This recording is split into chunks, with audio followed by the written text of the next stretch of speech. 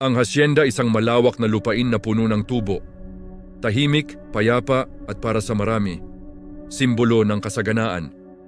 Pero sa likod ng matatamis na tubo ay may mga kwentong mapapait, mga lihim na itinatago at mga krimen na sumisigaw ng hustisya.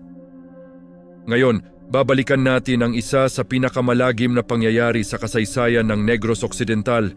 Isang krimen na hanggang ngayon ay bumabagabag pa rin sa alaala ng marami. Ito ang kwento ng Escalante Massacre. Pero hindi lang iyon ang nag-iisang madugong kabanata sa probinsyang ito.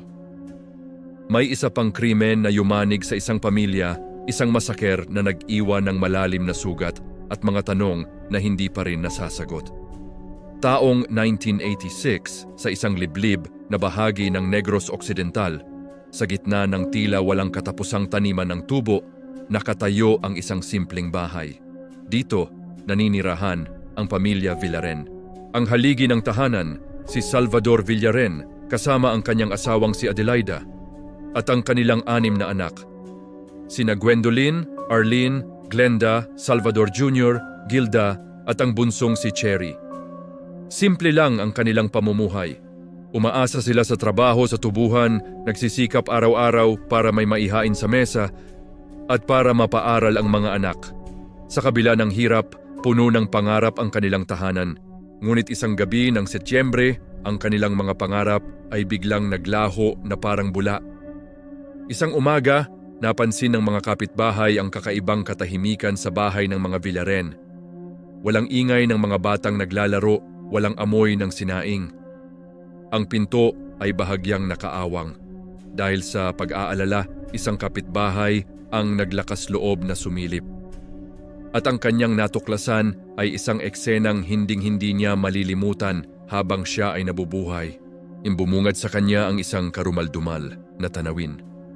Nakahandusay sa sahig ang 8 miyembro ng pamilya Villaren mula sa ama at ina hanggang sa 6 na anak. Lahat sila ay wala ng buhay, naliligo sa sarili nilang dugo. Ang kanilang mga katawan ay tadtad ng mga taga. Ang bunso, si Cherry, na isang sanggol pa lamang, ay natagpo ang may malalim na sugat sa leeg. Ang ina, si Adelaida, ay nagtamo ng maraming saksak sa iba't ibang parte ng katawan. Palatandaan na sinubukan niyang ipagtanggol ang kanyang sarili at ang kanyang mga anak.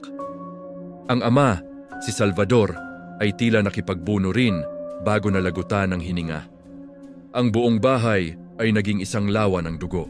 At sa gitna ng lahat ng ito, sa sahig, naiwan ang sandata na ginamit sa krimen, isang matalim na itak o bolo na may bahid pa ng sariwang dugo. Ang buong komunidad ay nabalot ng takot at pagluluksa. Sino ang may gawa ng ganito kasuklam-suklam na krimen? Anong klaseng halimaw ang kayang pumatay ng isang buong pamilya kasama na ang mga walang kalaban-laban na bata? Agad na umaksyon ang mga awtoridad. Sa kanilang paunang investigasyon, lumabas ang iba't ibang teorya. Ang ilan ay nagsasabing maaaring may kaugnayan ito sa mga rebelding grupo na laganap sa lugar noong panahong iyon. Ang iba naman ay tinitingnan ang posibilidad ng away sa lupa.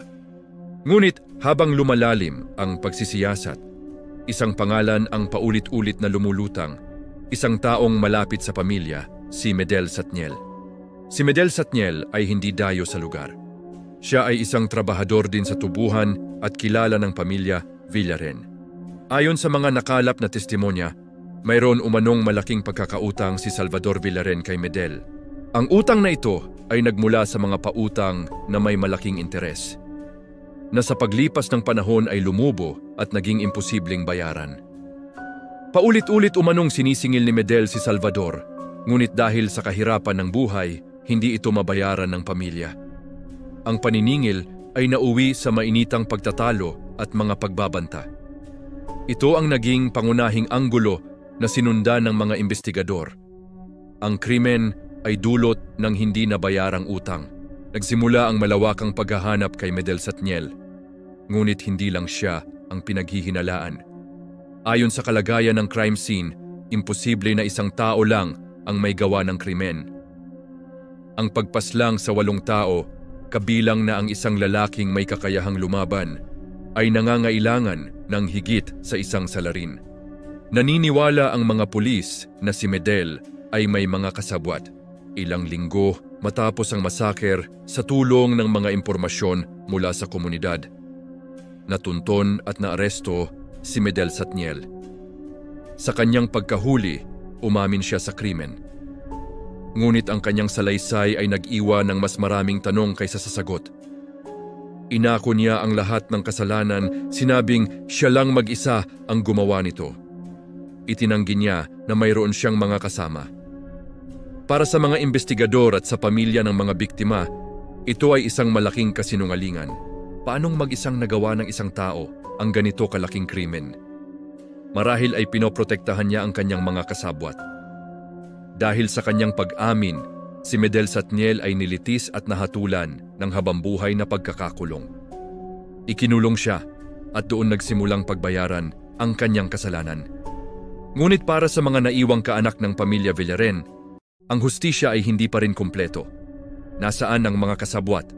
Bakit hindi sila pinangalanan ni Medel? Sino-sino sila? Ang mga tanong na ito ay nanatiling nakabitin sa hangin. Lumipas ang mga taon.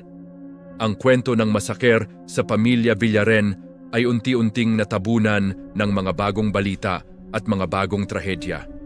Si Medel Satniel ay nanatili sa bilangguan, dala-dala ang sikreto ng mga taong tumulong sa kanya sa karumaldumal na gabi na yon. Ang mga kasabwat niya ay nanatiling malaya. Marahil ay nagpatuloy sila sa kanilang buhay na parabang walang nangyari. Marahil ay kasama pa rin sila sa komunidad, nagpapanggap na mga ordinaryong mamamayan. O baka naman sila ay nagtago na sa ibang lugar. Ang katotohanan ay hindi na natin malalaman. Ang batas, na minsan ay mabilis umaksyon, ay tila nakalimot na sa kasong ito. Ang focus ay naibigay sa pangunahing salarin at ang paghahanap sa mga kasama niya ay hindi na naging prioridad. Para sa sistema ng hustisya, ang kaso ay sarado na. Ngunit para sa mga pusong naghahanap ng katarungan, ito ay isang sugat na hindi kailanman maghihilom. Makalipas ang halos 4 na dekada, ang kwento ng pamilya Villaren ay nagsisilbing isang paalala. Isang paalala sa kadilimang kayang gawin ng tao dahil sa pera at galit. Isang paalala na ang hustisya ay hindi palaging nakakamit ng buo.